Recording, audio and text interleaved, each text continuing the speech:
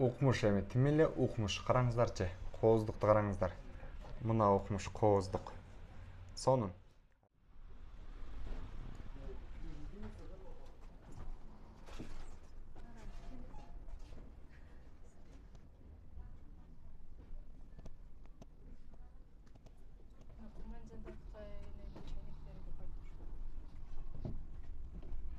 Курман жандатка энебиздин колдонгон буюмдары жана ошондой эле чейниктери. Мына көрдүңүздөрбү?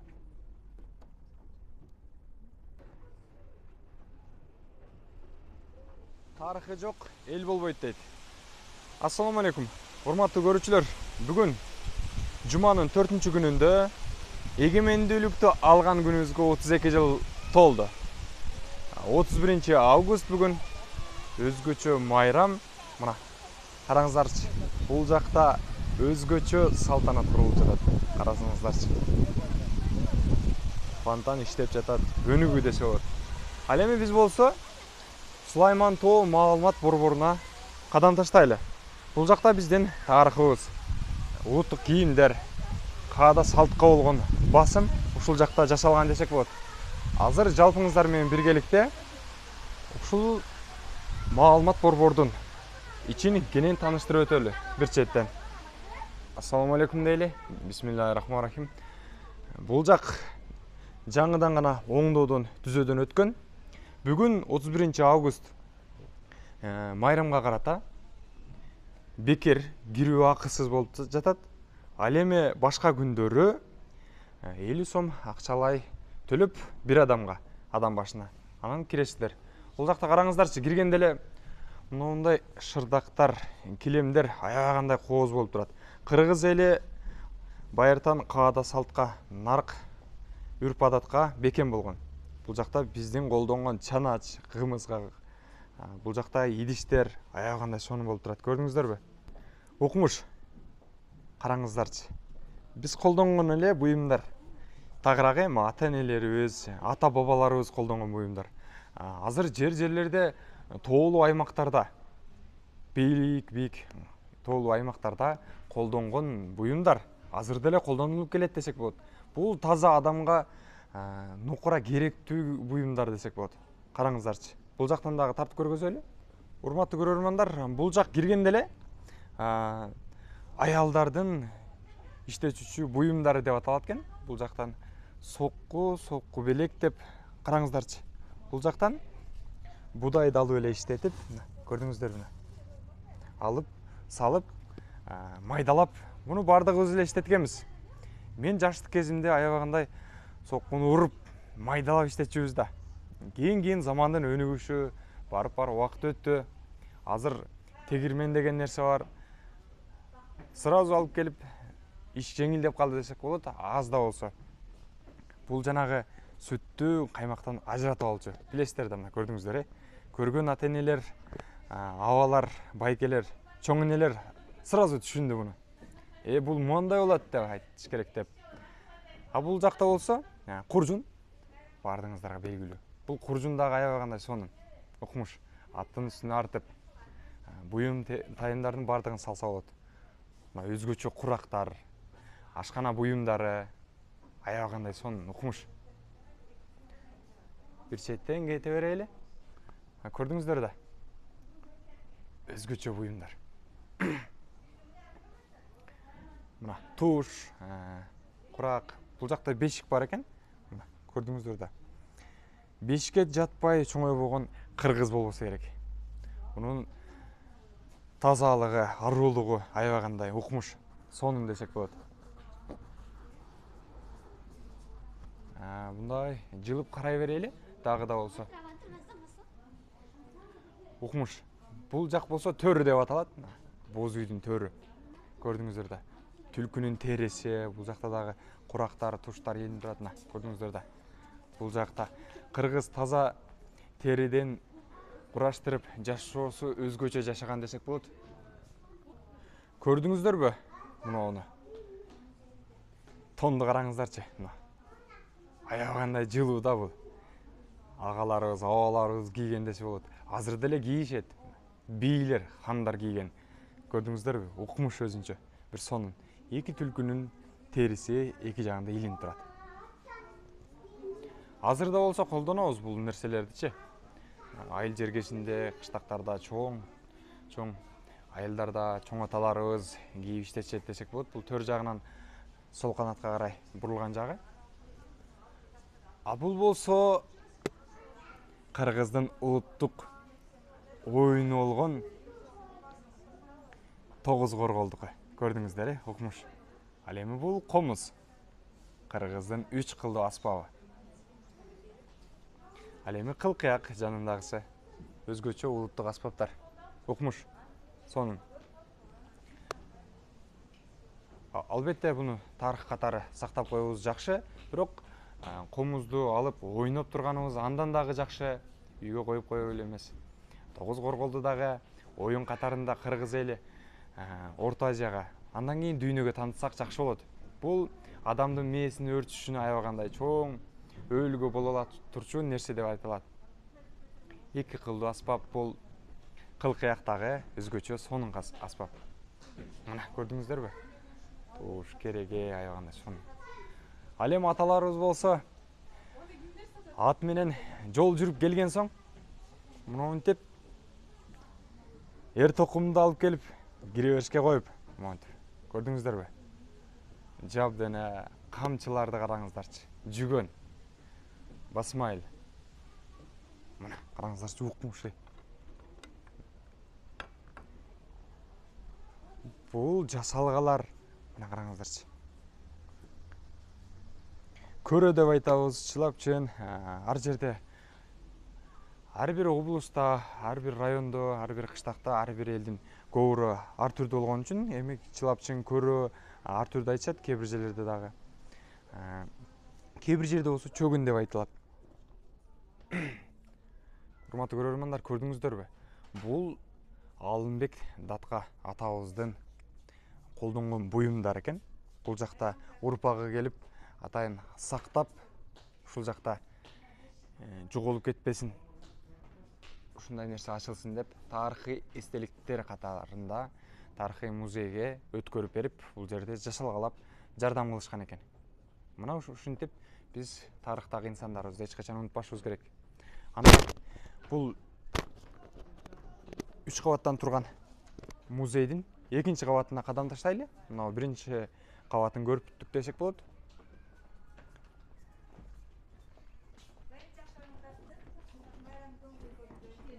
Мына кирип чыкканда атайын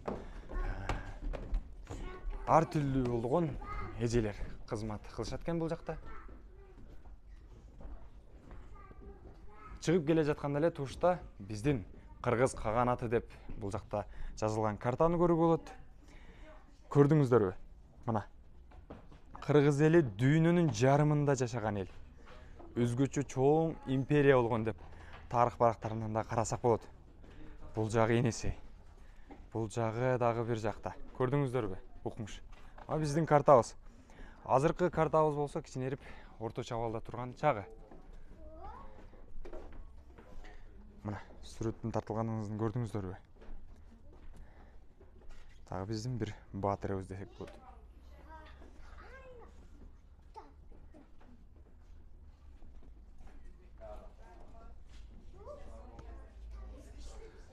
Манас атабыздын сүрөтү тартылган. Көрдүңүздөрбү? Ал эми бул болсо биздин оймо чиймебиз, Кыргыздын колоритиндеги тартылган сүрөттөр. Же болсо Кыргызстанга келүү үчүн атайын туристтик багыт берүүчү аудитория болуп, экинчи кабаты жайгашкан. Жалпысынан алып караганда көрдүңүздөрбү?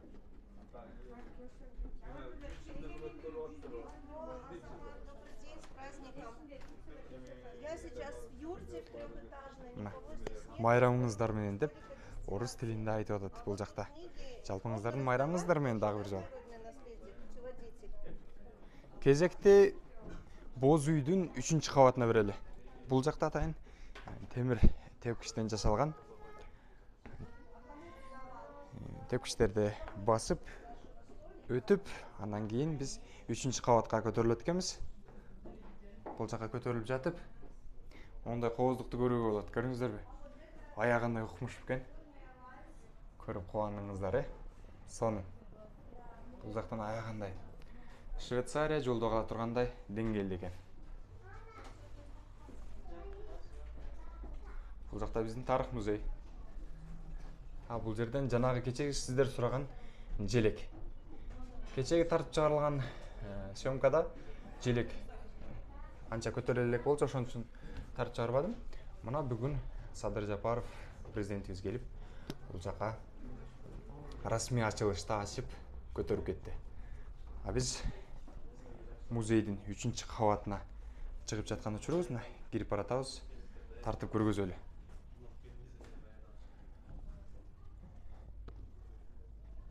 Киргенде эле мына ушундай жасалгалар менен, аябай кооздуктар менен курчалган.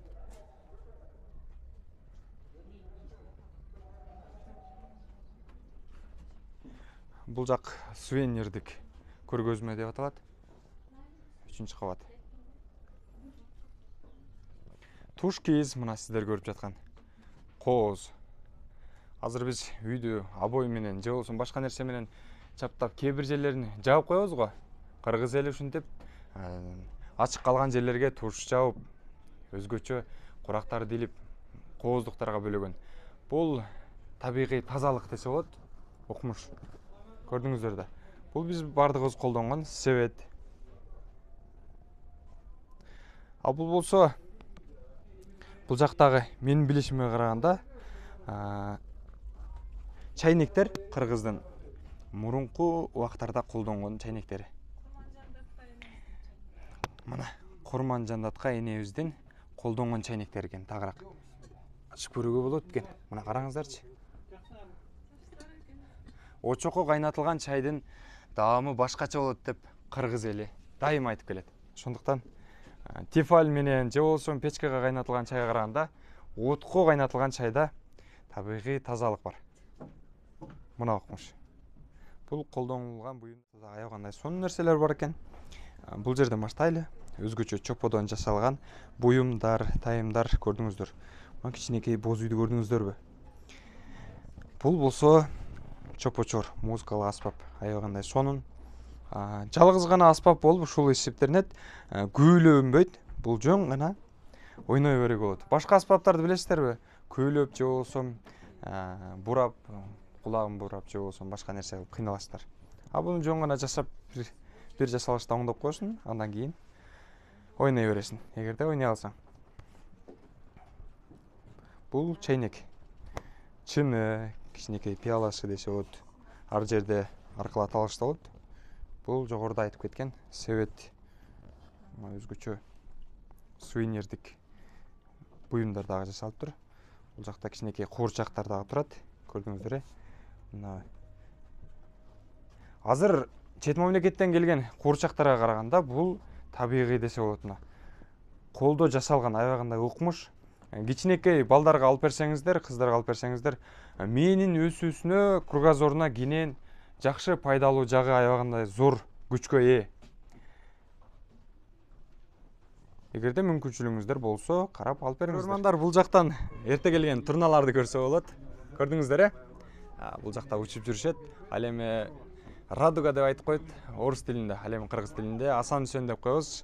Бул жактан жакта но тоолорду ар кандай колориттеги түркүн түс нерселерди көрүүгө болот. Бул биздин боз үй жана ошондой эле жанында өскөн көк чөптөрү жашылданган. Көрдүңүздөр да. Бул кыргыздын басып өткөн жолу Сулайман тоо дейт. Мына бул жакта Сулайман тоо. Аягында укмуш кылып, атайын нуулар менен тартып жасап чыгыптыр. Көрдүңүздөр да. Бул нерселерди көрүп коюу оңой, бирок жасаганга келгенде албетте кыйын. Нечендеген эмгектер, нечендеген убакыт кетет десе болот. Ибраимова деген эжеке жасаптыр. Буну дагы көрүүгө болот. Оленный круг дейт. Мына көрдүңүздөр.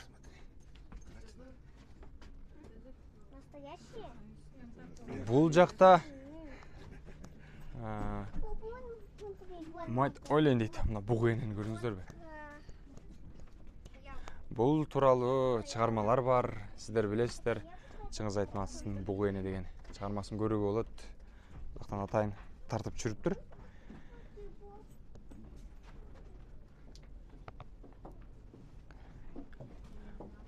Дух дерева дейт, мына көрдүңүздөр. Ал эми бул жактан биздин сүрөтчү агаларыбыздын, чоң муундагы инсандарыбыздын эмгектери турат. Бул жакта атайын жипти түрүп, бир нерсе токуп атат окшойт. 50 жаштагы эне десек болот.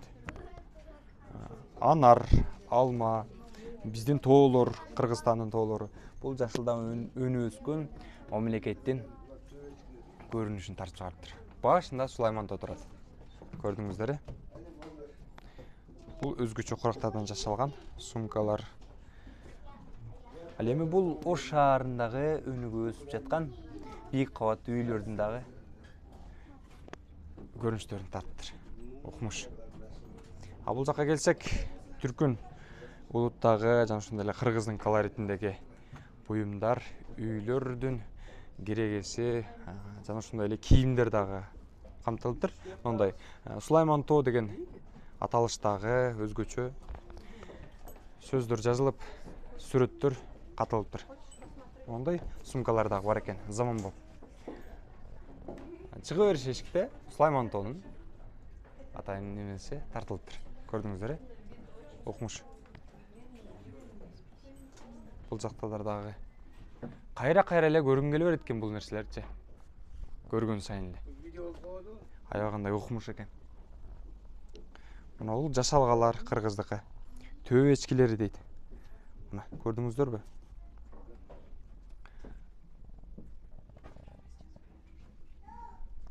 Бул жакта мен билишиме караганда бул музыкалык инструмент башка улуттук болуш керек же биздин мурунку муундагы экен. Жанагы кифара деген музыкалык аспап бар, билесиздерби? Ошол аспапка окшошуп кетет экен аз-маз. Өнүк, чертме кылдуу аспапка кирет экен. Бул жакта Кыргыздын басып өткөн жолдорундагы жаныбарларды атайын биринчи жерге, экинчи жерге транспорт катары колдонулган мезгилдеги учурун сүрөттөп, айгинелеп тартыптыр.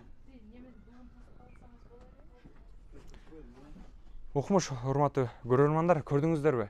Түндүгүбүз ачык, асманыбыз дайыма ачык болуп турат. Окумуш. Кыргыздын келечеги кем болсун? Биздин тарыхыбыз барда кыргыз эли эч качан өчпөйт, дайыма алдыга карай өнүп өсөт.